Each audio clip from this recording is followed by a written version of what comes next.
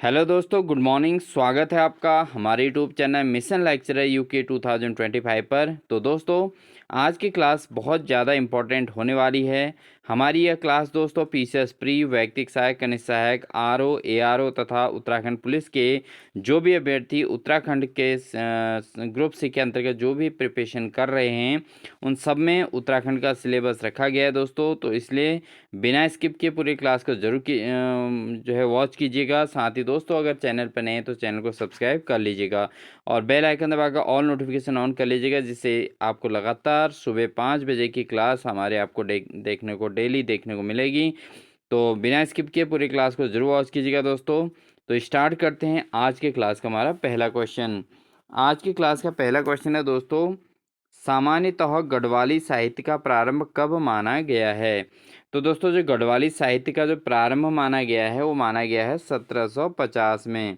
कब माना गया दोस्तों? 1750 ईस्वी में दोस्तों गढ़वाली साहित्य का प्रारंभ समय माना गया है।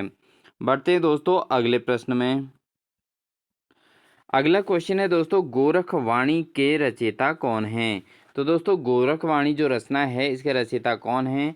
ऑप्शन है महाराजा सुदर्शन शाह, या थोहर चंद, हिमांशु जोशी, या तोता कृष्ण गैरोला। तो दोस्तों, जो गोरखवाणी नामक जो रचना है इसके रचयिता कौन है दोस्तों? वह है महाराजा सुदर्शन शाह दोस्तों। क्या हैं? महाराजा सुदर्शन शाह दोस्तों गोरखवाणी के रचयिता हैं दोस्तों। बढ़ते हैं दोस्तों अगले प्रश्न में। अगला क्वेश्चन है दोस्तों, गढ़वाली लोक साहित्य के आरंभिक काल की प्रमुख काव्य रचनाएं कौन सी हैं? तो दोस्तों, जो गढ़वाली लोक साहित्य है उसके आरंभिक काल, जो प्रारंभिक काल है उसका, उस प्रारंभिक काल की मुख्य रचनाएं कौन सी हैं? तो ऑप्शन है बूरो संत, चेतावनी, हिंदी, या ये सभी। तो दोस्तों, यहाँ पर अगर हम देखें तो गढ़वाली लोक साहित्य के अंतर्गत बूरो संत भी है, चेतावनी भी है और हिंदी भी है। तो इसका ऑप्शन नंबर डी बिल्कुल सही आंसर हो जाएगा दोस्तों। ठीक है, तो गढ़वाली लोक साहित्य के आरंभिक काल के प्रमुख काव्य रचनाएं कौन कौन सी हैं? एक तो बूरो संत है, चेतावनी भी है और हिंदी भी है दोस्तों। जरूर इसको याद कर लीजिएगा, आपको आगामी एग्जाम्स में बहुत हेल्प मिलने वाली है दोस्तों। अगला प्रश्न है दोस्तों, गढ़वाली बोली में लिखा गया प्रथम नाटक कौन सा है? तो गढ़वाली बोली में लिखा गया जो प्रथम नाटक है दोस्तों कौन सा है? ऑप्शन है जय विजय, भक्त प्रहलाद, राज दरबारी, या सभा सार। तो दोस्तों, जो गढ़वाली बोली में लिखा गया प्रथम नाटक है वह है जय विजय। तो दोस्तों, ऑप्शन नंबर ए इसका बिल्कुल सही आंसर हो जाएगा। बहुत इंपॉर्टेंट क्वेश्चन है दोस्तों आगामी ग्रुप सी के किसी भी एग्जाम के लिए। बढ़ते हैं दोस्तों अगले प्रश्न में। अगला क्वेश्चन है दोस्तों, गढ़वाल जन साहित्य परिषद की स्थापना किसके द्वारा की गई थी? तो दोस्तों, जो गढ़वाल जन साहित्य परिषद की स्थापना की गई थी वो किसके द्वारा की गई थी? ऑप्शन है दामोदर प्रसाद थपलियाल, गोपेश्वर कोठियाले और घनश्याम रतूड़ी, या उपरोक्त सभी। तो दोस्तों, जो गढ़वाल जन साहित्य परिषद की स्थापना की गई थी वो की गई थी, उसके रचना जो स्थापनाकार थे उसमें दामोदर प्रसाद थपलियाल भी हैं, गोपेश्वर कोठियाले भी हैं, घनश्याम रतूड़ी भी हैं दोस्तों। उपरोक्त सभी इसका सही आंसर हो जाएगा। तो ऑप्शन नंबर डी इसका बिल्कुल सही आंसर है दोस्तों। बढ़ते हैं दोस्तों अगले प्रश्न में। अगला क्वेश्चन है दोस्तों, गढ़वाली कविता सिंहनाद किसके द्वारा लिखी गई थी? तो दोस्तों, सिंहनाद नामक जो रचना है गढ़वाली कविता है ये किसके द्वारा लिखी गई थी? भगवती पंथरी, या भजन सिंह, या लीलानंद कोटनाला, या भवानी प्रसाद थपलियाल। तो गढ़वाली कविता जो सिंहनाद है दोस्तों किसके द्वारा लिखी गई है? सिंहनाद के लेखे हैं दोस्तों भजन सिंह। कौन है? भजन सिंह के द्वारा लिखी गई है दोस्तों सिंहनाद। ठीक है दोस्तों, ऑप्शन नंबर बी इसका बिल्कुल सही आंसर हो जाएगा। दोस्तों, ऐसे क्वेश्चन एग्जाम में बहुत पूछे जा रहे हैं, इसलिए ये क्वेश्चन बहुत ज़्यादा इम्पोर्टेंट है। बढ़ते हैं दोस्तों अगले प्रश्न में। अगला क्वेश्चन है दोस्तों, गढ़वाली लोक साहित्य में पौराणिक लोक गाथाएं कहलाती हैं। तो गढ़वाली लोक साहित्य के अंतर्गत पौराणिक लोक गाथाओं को क्या कहते हैं दोस्तों? ऑप्शन है जागर, पवाड़े, आण, या पंडुली। तो दोस्तों, जो गढ़वाली लोक साहित्य में पौराणिक लोक गाथाएं हैं दोस्तों उनको जागर नाम दिया गया है। क्या नाम दिया जाता है दोस्तों? जागर नाम दिया गया है। दोस्तों, हमारी क्लास जो है उत्तराखंड के अंतर्गत पुलिस और आरओ, एआरओ और उसके अलावा आपके वन दरोगा और साथ ही साथ आपका जो पीसीएस प्री है दोस्तों, प्रवक्ता स्क्रीनिंग है, जो भी एग्ज़ाम्स हैं दोस्तों उत्तराखंड में, सभी के लिए ये उत्तराखंड का टॉपिक बहुत महत्वपूर्ण है, क्योंकि सभी में सिलेबस सेम दिया गया है दोस्तों। इसलिए पूरी क्लास को ज़रूर वॉच कीजिएगा, साथ ही अपने उन अभ्यर्थियों को ज़रूर शेयर कीजिएगा जिन्होंने भी इस प्रकार के उत्तराखंड के कोई भी एग्ज़ाम अप्लाई किए हों। ठीक है दोस्तों, तो इसलिए प्लीज़ ये रिक्वेस्ट है आपसे कि आप अपने दोस्तों को शेयर ज़रूर कीजिएगा। बढ़ते हैं दोस्तों अगले प्रश्न में। अगला क्वेश्चन है दोस्तों, निम्न में से किस विषय पर लोक कथा आधारित नहीं होती है? तो दोस्तों किस विषय पर लोक कथा आधारित नहीं होती है? जैसे पशु पक्षी संबंधी, शिक्षा संबंधी, देवी देवताओं संबंधी या भूत प्रेत संबंधी। तो दोस्तों अगर हम बात करें तो किस विषय पर लोक कथा आधारित नहीं होती है, यह है दोस्तों शिक्षा संबंधी। तो शिक्षा संबंधी कोई भी लोक कथा आधारित नहीं होती है। अदरवाइज पशु पक्षियों पर भी लोक कथा बन सकती है, देवी देवताओं पर भी होती है, भूत प्रेत से संबंधित भी होती है। तो ऑप्शन नंबर 20 का बिल्कुल सही आंसर हो जाएगा दोस्तों। बढ़ते हैं दोस्तों अगले प्रश्न में। उत्तराखंड में शैली, भाषा, वर्ण आदि के आधार पर लोक गीतों के कौन से प्रकार हैं?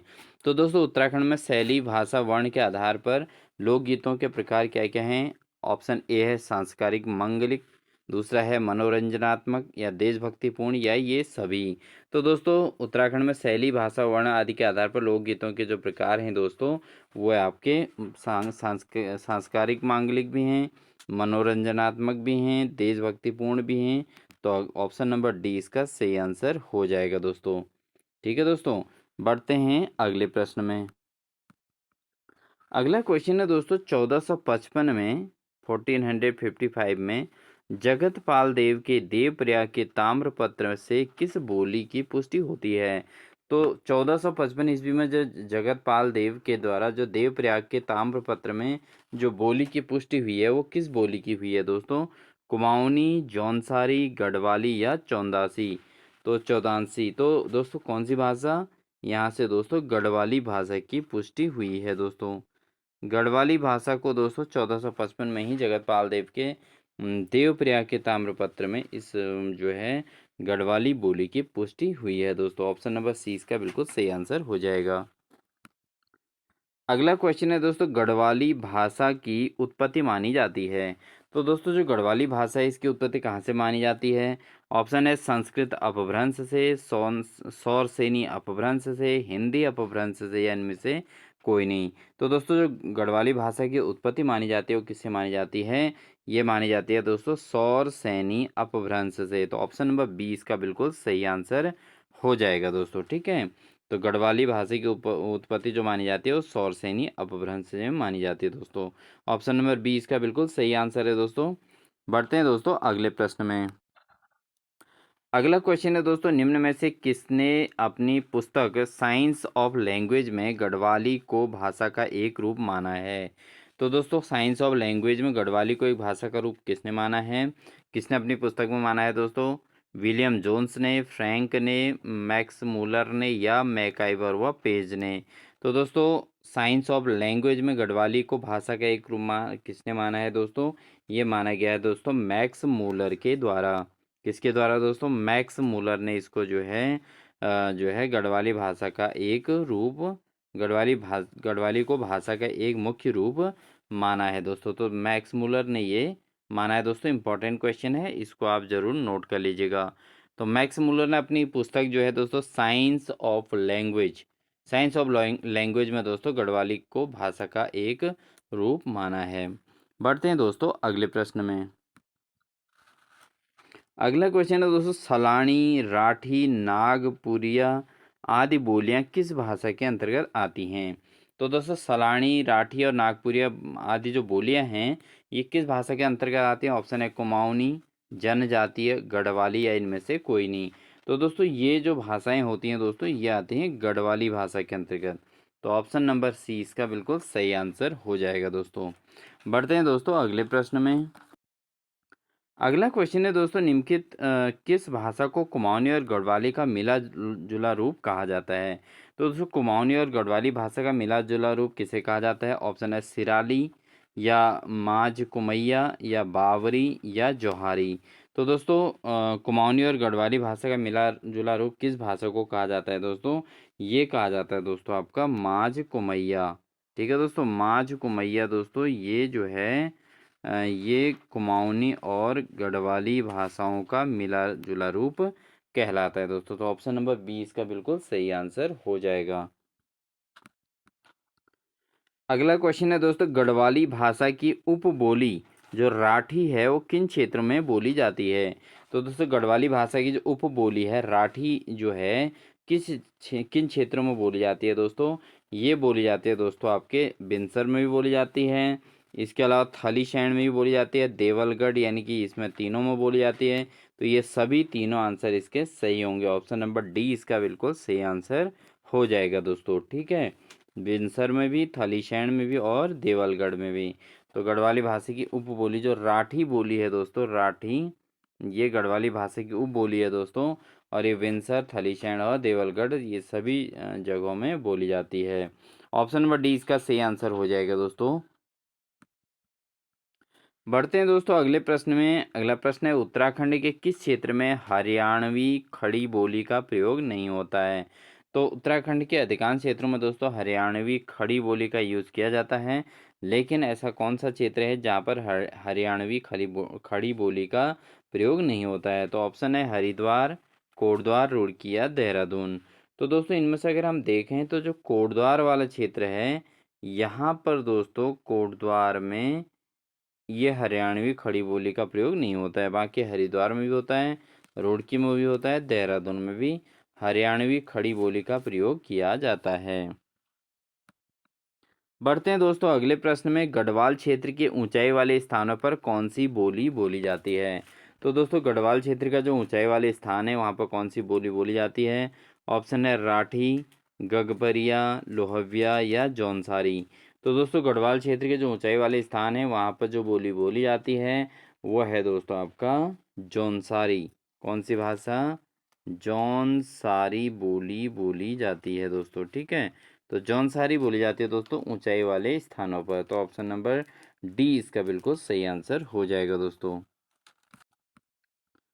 बढ़ते हैं दोस्तों अगले प्रश्न में। अगला प्रश्न है, चमोली और पिथौरागढ़ के सीमावर्ती क्षेत्रों में कौन सी बोली का प्रयोग होता है। तो दोस्तों चमोली और पिथौरागढ़ जो एरिया हैं इनके सीमावर्ती भागों में कौन सी बोली बोली जाती है। ऑप्शन है भोटिया, दशौलिया, बधाड़ी या ये सभी। तो दोस्तों चमोली और पिथौरागढ़ के जो सीमावर्ती क्षेत्र हैं इनमें जो बोली बोली जाती है दोस्तों वह है भोटिया बोली। कौन सी बोली, भोटिया बोली जाती है दोस्तों इन क्षेत्रों में। ठीक है दोस्तों, क्योंकि ये बॉर्डर एरिया में होते हैं तो यहाँ पर भोटिया जो है सबसे ज़्यादा बोली जाती है दोस्तों। तो ऑप्शन नंबर ए इसका बिल्कुल सही आंसर हो जाएगा दोस्तों। बढ़ते हैं दोस्तों अगले प्रश्न में। दोस्तों इसे भोटिया या भोटी भाषा कहते हैं। क्या कहते हैं, भोटी भाषा के नाम से इसको जाना जाता है। ये सीमावर्ती क्षेत्रों में जहाँ भोटिया लोग यानी कि तिब्बती जो है लोग रहते हैं तो ये जो है इस भाषा को भोटी भाषा कहा जाता है, यानी कि भोटिया इसको कहा जा सकता है। बढ़ते हैं दोस्तों अगले प्रश्न में। अगला क्वेश्चन दोस्तों हमारा जो है सामान्य ज्ञान से संबंधित है। सामान्य ज्ञान में के अंतर्गत आपको जो है समसामयिक घटना से संबंधित क्वेश्चन भी मिलेंगे और साथ ही दोस्तों सामान्य ज्ञान के प्रश्न भी इसमें देखने को मिलेंगे। क्योंकि उत्तराखंड के अंतर्गत जो भी एग्जाम्स लगातार हो रहे हैं दोस्तों उसमें सामान्य ज्ञान के क्वेश्चनों का विशेष रोल है, इसलिए हमने इसमें उत्तराखंड के साथ साथ सामान्य ज्ञान के क्वेश्चनों को भी इंक्लूड किया है। तो इसलिए बिना स्किप के इन क्वेश्चंस को भी आप जरूर सुनिएगा और साथ ही अगर कोई क्वेश्चन अगर क्रिटिकल लग रहे हो तो उन्हें अपने नोटबुक में नोट जरूर कर लीजिएगा दोस्तों। ठीक है, तो स्टार्ट करते हैं इनको भी। तो 2025 में भारत के राष्ट्रपति कौन हैं। भारत के राष्ट्रपति कौन हैं। तो दोस्तों ऑप्शन है रामनाथ कोविंद, द्रौपदी मुर्मू, एम वेंकैया नायडू या नरेंद्र मोदी। तो वो दोस्तों साधारण सी बात है, हर किसी अभ्यर्थी को पता होगा कि राष्ट्रपति अभी वर्तमान में राष्ट्रपति कौन है दोस्तों, वह हैं द्रौपदी मुर्मू। तो ऑप्शन नंबर 20 का सही आंसर हो जाएगा दोस्तों। बढ़ते हैं दोस्तों अगले प्रश्न में।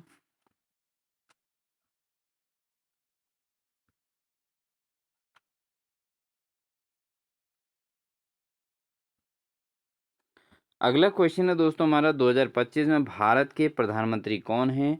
तो भारत के वर्तमान प्रधानमंत्री हैं दोस्तों नरेंद्र मोदी। ठीक है, बढ़ते हैं दोस्तों अगले प्रश्न में।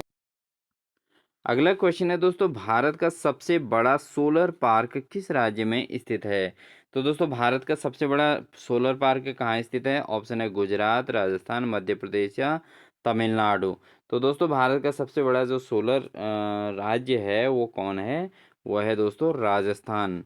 राजस्थान को दोस्तों भारत का सबसे बड़ा सोलर पार्क जो है राजस्थान में स्थित है। बढ़ते हैं दोस्तों अगले प्रश्न में। भारत के फार्मा मानकों को मान्यता देने वाला पहला स्पेनिश भाषी देश कौन सा है? तो दोस्तों जो भारत के फार्मा मानकों को मान्यता देने वाला पहला स्पेनिश भाषी देश कौन सा है? वो है दोस्तों निकारागुआ। कौन सा है? निकारागुआ देश जो है दोस्तों, ये दोस्तों ये फार्मा मानकों को मान्यता देने वाला पहला स्पेनिश देश है। ठीक है दोस्तों, जो भारत की फार्मा मानकों को मान्यता देता है। तो निकारागुआ दोस्तों ये देश का नाम है। बढ़ते हैं दोस्तों अगले प्रश्न में। अगला क्वेश्चन है दोस्तों 2025 में शिखर G20 शिखर सम्मेलन की मेजबानी कौन सा देश कर रहा है? तो दोस्तों 2025 में जो G20 जो शिखर सम्मेलन है इसका जो मेजबानी किसके द्वारा है? तो दोस्तों ये है दक्षिण अफ्रीका के द्वारा। किसके द्वारा? दक्षिण अफ्रीका के द्वारा, यानी कि साउथ अफ्रीका के द्वारा। ऑप्शन नंबर 20 का बिल्कुल सही आंसर हो जाएगा दोस्तों। बढ़ते हैं दोस्तों अगले प्रश्न में। 2025 में सबसे ज़्यादा जीडीपी वाला भारतीय राज्य कौन सा है? तो दोस्तों 2025 में सबसे ज़्यादा जीडीपी वाला जो भारतीय राज्य है वो कौन सा है? ये है दोस्तों आपका महाराष्ट्र। महाराष्ट्र की जीडीपी दोस्तों 2025 में सर्वाधिक रही है। तो ऑप्शन नंबर ए इसका बिल्कुल सही आंसर हो जाएगा।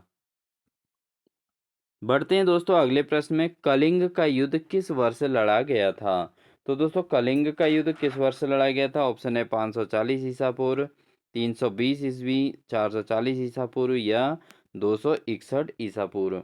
तो दोस्तों जो कलिंग का युद्ध लड़ा गया था वो लड़ा गया था 261 ईसा पूर्व में। ठीक है, तो ऑप्शन नंबर डी इसका बिल्कुल सही आंसर हो जाएगा दोस्तों। बढ़ते हैं दोस्तों अन्य क्वेश्चन में। अगला क्वेश्चन है दोस्तों रूसी क्रांति किस वर्ष हुई थी? तो रूस की क्रांति जो हुई थी दोस्तों किस वर्ष हुई थी? ऑप्शन है 1918, 1919, 1917 या 1913। तो दोस्तों जो रूसी क्रांति हुई थी वो 1913 में हुई थी। कब हुई थी? सॉरी दोस्तों 1913 में नहीं, 1917 में। कब हुई थी? 1917 में हुई थी दोस्तों रूसी क्रांति। तो ऑप्शन नंबर सी इसका बिल्कुल सही आंसर हो जाएगा दोस्तों। ठीक है, बढ़ते हैं दोस्तों अगले प्रश्न में। अगला क्वेश्चन है दोस्तों पृथ्वी का आकार गोलाकार होता है, इसे एक रेखा द्वारा दो भागों में व्यक्त किया जा सकता है, उस रेखा का नाम बताइए। तो दोस्तों कौन सी रेखा ऐसी है जो भारत के जो है भारत गोलाकार भारत को जो है दो भागों में विभाजित करती है? ऑप्शन है डिवाइडर, विभाज्य रेखा, अक्षांश या भूमध्य रेखा। तो दोस्तों जो भारत की जो भूमध्य रेखा है वो दोस्तों भारत को दो बराबर भागों में बांटती है। तो इसका ऑप्शन नंबर क्या हो जाएगा? ऑप्शन नंबर डी इसका बिल्कुल सही आंसर हो जाएगा दोस्तों। बढ़ते हैं दोस्तों अगले प्रश्न में। अगला क्वेश्चन है दोस्तों पुरस्कार विजेता फिल्म स्लम डॉग मिलेनियर निम्नलिखित में से किस निर्देशक द्वारा निर्देशित की गई है? तो दोस्तों ये पुरस्कार विजेता फिल्म है स्लम डॉग मिलेनियर। तो दोस्तों किसके द्वारा किसके डायरेक्शन में ये फिल्म बनी थी दोस्तों? ऑप्शन है Danny Boyle, Ram Gopal Varma, M S Rajamouli या वी रजवान। तो दोस्तों किसके केयर टेकिंग में ये फिल्म बनी है? ये बनी है दोस्तों डैनी बॉयल के। किसके? डैनी बॉयल के दिशा निर्देशन में दोस्तों ये फिल्म बनी है स्लम डॉग मिलेनियर। ठीक है दोस्तों, और ये पुरस्कार विजेता फिल्म है। ऑप्शन नंबर ए इसका बिल्कुल सही आंसर हो जाएगा दोस्तों डैनी बॉयल। बढ़ते हैं दोस्तों अगले प्रश्न में। अगला क्वेश्चन है दोस्तों वर्ष 2000 के गांधी शांति पुरस्कार से दक्षिण अफ्रीका के पूर्व राष्ट्रपति को किसके साथ सम्मानित किया गया था? तो दोस्तों 2000 के गांधी शांति पुरस्कार से दक्षिण अफ्रीका के पूर्व राष्ट्रपति को किसके साथ सम्मानित किया गया था? तो ऑप्शन है state jewellery of India, central bank of Sri Lanka, state bank of Bangladesh या ग्रामीण बैंक ऑफ बांग्लादेश। तो दोस्तों अगर हम इसकी बात करें तो इसमें जो है जो पुरस्कार की दिया गया था दोस्तों, वो दिया गया था ग्रामीण बैंक ऑफ बांग्लादेश के द्वारा इनको सम्मानित किया गया था। बढ़ते हैं दोस्तों अगले प्रश्न में। अगला क्वेश्चन है दोस्तों, फिल्म रॉक स्टार में अनोखे परिधान डिजाइन किए गए, इनमें इन्हें किसके द्वारा डिजाइन किया गया था? तो दोस्तों जो रॉक स्टार में जो परिधान डिजाइन किए गए थे वो किसके द्वारा डिजाइन किए गए थे? तो ये काम किया गया था दोस्तों अकी निरोला। किसके द्वारा? अकी निरोला के द्वारा दोस्तों फिल्म रॉक स्टार में जो है परिधान डिजाइन किए गए थे अकी निरोला के द्वारा। तो ऑप्शन नंबर बी इसका बिल्कुल सही आंसर हो जाएगा दोस्तों। बढ़ते हैं दोस्तों अगले प्रश्न में। अगला प्रश्न है, नक्षत्र डायमंड ज्वेलरी की ब्रांड एम्बेसडर एक प्रसिद्ध अभिनेत्री है, इस सही नाम चुनिए। तो दोस्तों जो नक्षत्र डायमंड ज्वेलरी की ब्रांड एम्बेसडर हैं, एक प्रसिद्ध अभिनेत्री भी हैं, तो वो अभिनेत्री कौन हैं? तो दोस्तों इसके जो ऑप्शन हैं, मनीषा कोइराला, करीना कपूर, कैटरीना कैफ या आलिया भट्ट। तो दोस्तों जो नक्षत्र डायमंड ज्वेलरी है इसके ब्रांड एम्बेसडर जो हैं वो हैं कैटरीना कैफ। ठीक है दोस्तों, तो कैटरीना कैफ दोस्तों नक्षत्र डायमंड ज्वेलरी के ब्रांड एम्बेसडर हैं दोस्तों। ठीक है, ऑप्शन नंबर सी इसका बिल्कुल सही आंसर है। बढ़ते हैं दोस्तों अगले प्रश्न में। अगला क्वेश्चन है दोस्तों, भारत के पहले साहित्य के लिए नोबेल पुरस्कार किसे प्राप्त है? तो दोस्तों ये बहुत ज़्यादा इम्पोर्टेंट क्वेश्चन है, बार बार पीसीएस में पूछा जा रहा है दोस्तों, और उत्तराखंड के अन्य समूह गौ के एग्जाम्स में पूछा गया होगा। तो इम्पोर्टेंट क्वेश्चन है, भारत के पहले साहित्य के नोबेल पुरस्कार किसे प्राप्त है दोस्तों? ये प्राप्त है दोस्तों रविंद्रनाथ टैगोर को। तो रविंद्रनाथ टैगोर का नाम बहुत आगे है दोस्तों, इस कारण से कि उन्होंने पहला साहित्य नोबेल पुरस्कार प्राप्त किया था। तो ऑप्शन नंबर 20 का बिल्कुल सही आंसर होगा दोस्तों। बढ़ते हैं दोस्तों अगले प्रश्न में। भारत में लोकप्रिय अधिनियम जो MGNREGA तो का पूरा नाम क्या है दोस्तों? ठीक है, तो भारत में जो लोकप्रिय अधिनियम है MGNREGA, तो इसका पूरा नाम क्या है दोस्तों? तो दोस्तों अगर हम बात करें इसके पूरे नाम की, तो यह है दोस्तों महात्मा गांधी राष्ट्रीय ग्रामीण रोजगार गारंटी अधिनियम। तो दोस्तों महात्मा गांधी राष्ट्रीय ग्रामीण रोजगार गारंटी अधिनियम के नाम से मनरेगा को जाना जाता है। ठीक है दोस्तों, तो यहाँ पर दोस्तों MG महात्मा गांधी, एन का मतलब नेशनल जो है रूरल एम्प्लॉयमेंट गारंटी। ठीक है दोस्तों, तो ये इसका फुल फॉर्म हो जाएगा। ठीक है, तो ये इसकी योजना है, इसको अधिनियम के तौर पे यहाँ भारत में जो है लागू किया गया है दोस्तों। बढ़ते हैं दोस्तों अगले प्रश्न में।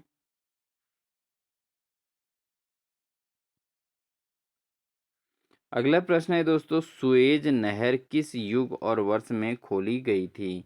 तो दोस्तों जो सुएज नहर है वो किस युग में और किस वर्ष में खोली गई थी दोस्तों? ये खोली गई थी दोस्तों 1869, 1869 दोस्तों। कब? 1869 ईस्वी में दोस्तों। ठीक है, 1869 ईस्वी में दोस्तों सुएज नहर को खोला गया था। बढ़ते हैं दोस्तों अगले प्रश्न में। क्वेश्चन है दोस्तों, कोलंबस की पहली समुद्री यात्रा जिसमें उन्होंने नई दुनिया की खोज की और अमेरिका पहुंचे किस वर्ष हुई थी? तो दोस्तों कोलंबस ने जो पहली समुद्री यात्रा की थी जिसमें नई दुनिया की खोज की थी, वो कब की थी दोस्तों? वो की थी 1492 ईसा पूर्व में की थी दोस्तों। कब की थी? 1492 ईसा पूर्व में दोस्तों कोलंबस ने नई दुनिया की खोज की थी, और वही नई दुनिया दोस्तों अब अमेरिका के नाम से जाना जाता है। बढ़ते हैं दोस्तों अगले प्रश्न में। ग्रामीण परिदृश्य हे वेन किसके द्वारा चित्रित किया गया था? तो दोस्तों जो हे वेन था वो किसके द्वारा चित्रित किया गया था? तो ये किया गया था दोस्तों जॉन कॉन्स्टेबल के द्वारा। ऑप्शन नंबर डी इसका बिल्कुल सही आंसर हो जाएगा दोस्तों। जॉन कॉन्स्टेबल द्वारा दोस्तों ग्रामीण परिदृश्य हे वे जो है चित्रित किया गया था। बढ़ते हैं दोस्तों अगले प्रश्न में। भारत का सिक्किम राज्य निम्न में से किस राज्य के साथ जुड़ा है? तो दोस्तों जो सिक्किम राज्य है वो किसके साथ जुड़ा है? ऑप्शन है पश्चिम बंगाल, मिजोरम, मेघालय या भूटान। तो दोस्तों जो सिक्किम है वो किसके नियर बाय है? सिक्किम दोस्तों पश्चिम बंगाल के नियर अबाउट है। तो दोस्तों पश्चिम बंगाल के साथ जो है ये जुड़ा हुआ है। तो ऑप्शन नंबर ए इसके बिल्कुल सही आंसर हो जाएगा दोस्तों।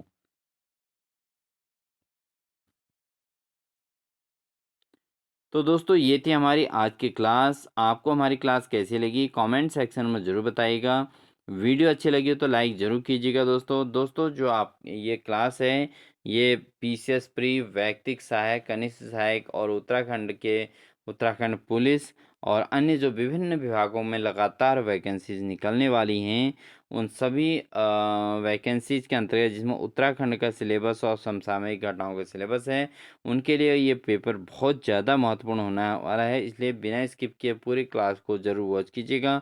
साथ ही अगर आप चैनल पर नए हैं तो चैनल को सब्सक्राइब करके बेल आइकन दबाकर ऑल नोटिफिकेशन ऑन कर लीजिएगा, जिससे लगातार इसी प्रकार की क्लासेज आपको हमारे चैनल के माध्यम से देखने को मिलेंगी। तो तब तक के लिए विशेष अपना ध्यान रखिएगा दोस्तों। Wish you all the best.